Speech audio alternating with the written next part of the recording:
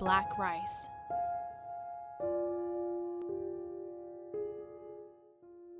What follows is a series of internal memos I kept over the course of about a week at my day job. Technically, it's a violation of my contract to store these anywhere other than on the office computers, so I'm changing the names and other small details to protect my coworkers. Otherwise, the facts of the matter remain intact. January 9th, 2017, 1:17 p.m. I was heading to my car for lunch to watch YouTube and eat in peace.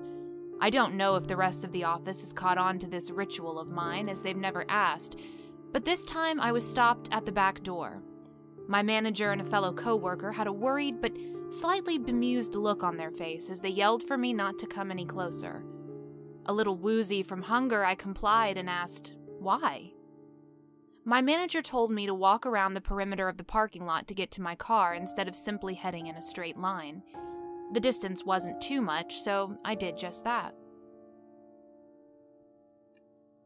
Curious, I walked up to her after circumnavigating the blacktop.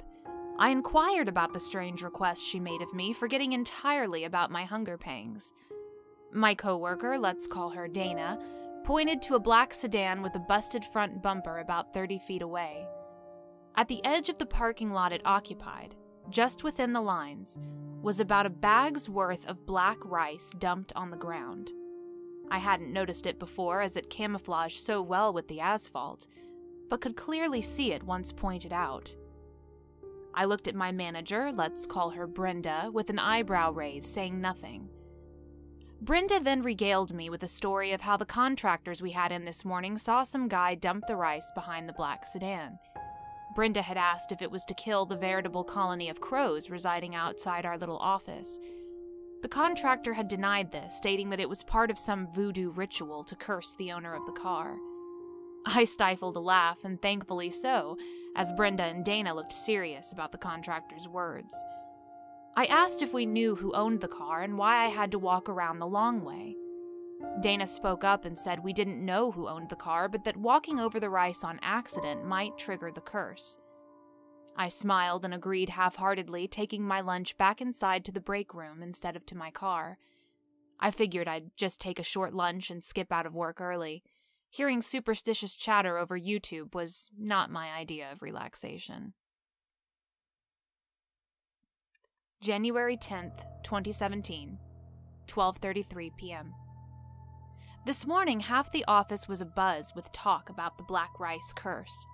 Sanvi brought up a seemingly related anecdote concerning a picture frame that fell and shattered in her office. She had arrived to work early before everyone else when suddenly the frame fell from its perch with no discernible force behind it.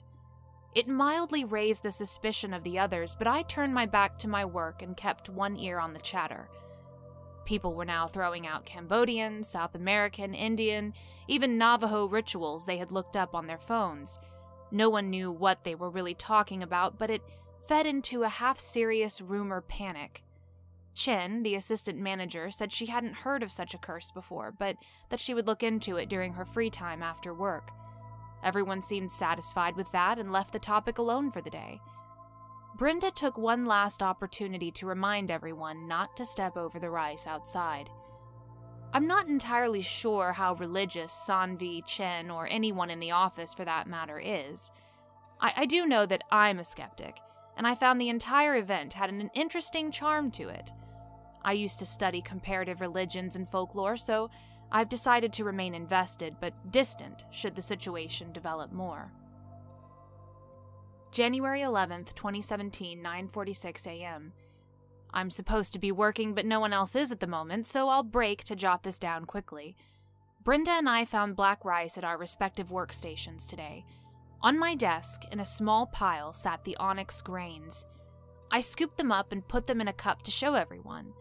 After showing Chen and the others, Brenda called all of us over to her office in an insistent tone bordering on harsh. There, in a larger pile than mine, was black rice, square and center near the doorway so that Brenda, or anyone else, would have to step over it. I had a smile on my face. To me, this was a funny prank someone was playing around the office, independent of the discarded rice outside in the parking lot. Brenda, however, was not laughing. She asked everyone who had put the rice outside her door, starting with me. I explained that it wasn't me, as I was targeted as well. I told her I didn't believe in any of this, but from my extensive knowledge of the X-Files, I discerned that this random ricing was a harmless joke. Whoever placed the rice at our workstations didn't come forward, furthering the fear in several of my coworkers. Examples of bad luck and misfortune were spouted out, heads nodding in affirmation as the rumor mill all but caught fire. I shrugged and went back to my seat to write this. I'm personally done with whatever silly hysteria is going around right now, and I have a lot of work to finish. I'm pretty sure Celeste is the prankster, and I love her for it, but I'm signing off on this whole affair. January 12th, 2017, 3:50 p.m. There was an altercation outside just around lunch. A man and a woman were arguing near the black rice. Animals refused to pick at the pile, and the black sedan had not moved since the rice was placed down, leaving the pile mostly intact and staining the ground beneath. They were yelling back and forth in what I assumed to be Mandarin, so I asked Chen if she could translate for us. As half a dozen of us stood near a back office window, we silently listened as Chen slowly deciphered the vulgarities being spewed outside. She could only catch small portions of the sentences as the man and woman were yelling over each other. Before long, we learned that there had been some car accident and someone's child had been killed. Blame and curse words were being screamed at a rapid pace. When the words turned into fist, I turned around to fetch my phone at my desk and call the police.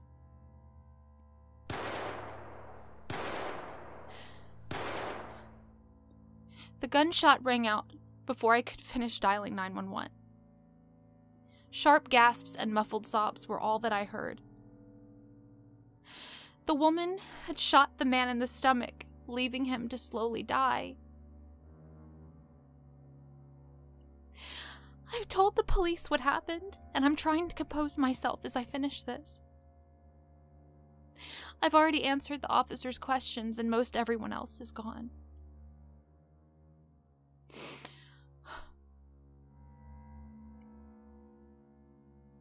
January 16th, 2017, 10:01 a.m. The office was closed last Friday. I think management figured enough people were just going to call out because of the previous day's events. Not much is getting done around here right now, and no one is speaking to one another. I'm not sure why I'm still typing this here instead of my personal computer at home. I guess I just want this all to stay here, so the images don't invade my home life any more than they already have. I'm haunted by what happened. I'm constantly thinking of how someone could have stopped it all. The most disturbing and sad thing I saw was the woman kneeling and clutching her gun, sobbing deeply at what she'd done. I don't think she meant to kill him or to give him a slow death. She was just enraged and heartbroken over her loss, looking for a justification or some sense of closure. The police took her away without any resistance, pity painted across their faces. The paramedics were too late on the scene, resulting in the man bleeding out, his head resting in the black rice.